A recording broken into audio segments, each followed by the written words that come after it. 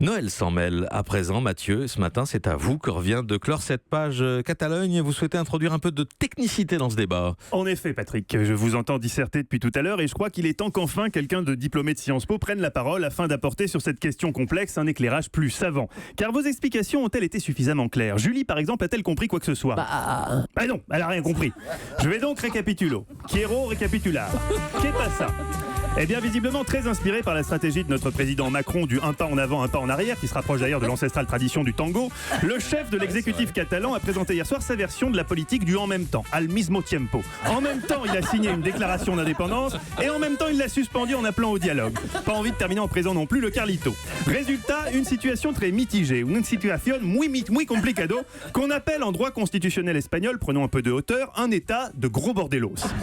Par opposition à l'état antérieur de Pequeño Bordelito qui régnait jusqu'alors. Au regard de l'article 155 de la Constitution espagnole, on peut même dire carrément que ça chie dans la colle. Chiamo en la cola, Patrico. Le président catalan qui déclare l'indépendance sans trop la déclarer, Madrid qui au lieu de donner du mou réplique par la fermeté, on va dans le mur, vamos. Enfin bref, boum, y bobo à la cabeza por todos. Tâchons donc de prendre un peu de recul. Déjà que si quelqu'un doit aller en prison, faudrait peut-être commencer par le coiffeur du chef de l'exécutif catalan, Carlos Puigdemont, qui commence à comprendre que ça va être difficile de convaincre la communauté internationale de son sérieux avec la coiffure de Serge Lama dans le Scopitone des petites femmes de Pigalle. Franchement, quand on a le charisme d'un Playmobil dans un évier, ma foi, on s'écrase. Comme vous dites.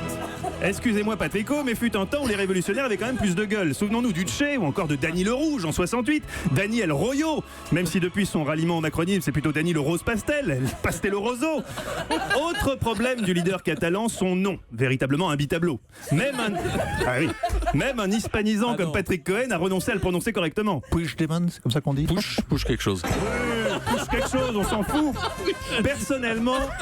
Personnellement, vu qu'il est un peu comme le petit cochon dans les histoires que je lis à mon fils, à la fois en quête d'indépendance mais attaché à sa famille, je propose qu'on l'appelle Peppa Puig. En termes de charisme, ça va pas l'aider, mais pour les journalistes, c'est plus simple. Reste la question de fond que vous n'avez pas abordée, messieurs, la seule qui compte. Quel impact d'une éventuelle sécession sur le prix des billets EasyJet pour Barcelone? Oui, parce qu'avec Patrico, je vous cache pas qu'à la Toussaint, on va breaker. Vamos brecado, respiramos l'air fresco et vamos à la playa con mucho morito. Or, pour un week-end de 4 jours, quoi de mieux que Barcelone? Alors nous, techniquement, que ce soit la République de Catalogne ou l'Espagne, on s'en fout. Tamponamos el coquillardo. Ce qu'on veut, c'est qu'EasyJet fasse toujours des billets à 49 €.